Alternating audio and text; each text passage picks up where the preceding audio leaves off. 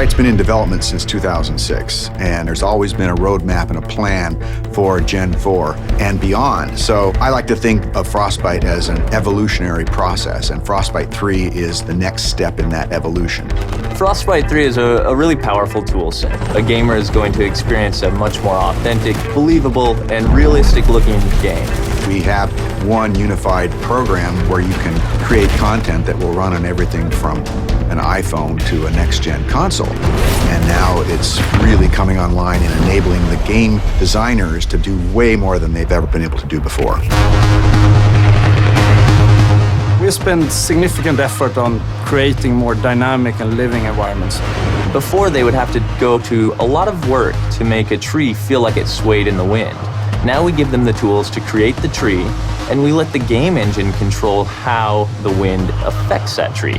Frostbite allows everything to work together. The waves on the beach, the wind blowing the whitecaps, even the clouds overhead all move consistently with the forces of nature. You might see an explosion go off, you'll see the trees nearby shake from the explosion. It's sort of subtle, but it creates this sense of seamless reality. So the large world coupled with a lot of people running around interacting with you really pays off in Battlefield 4.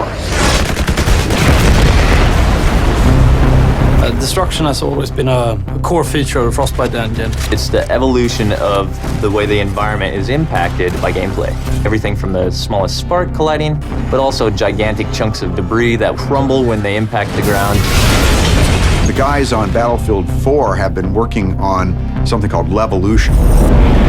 Levolution is really about the concept how you can drastically change a multiplayer map into something different.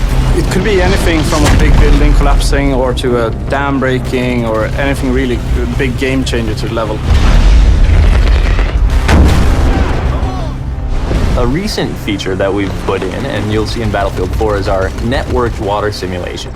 So what this means is all players will see the same wave in the same position at the same time. And this leads to some pretty exciting cat and mouse type of gameplay where you're ducking down and going up and you can kind of peek around as you drive in your boat.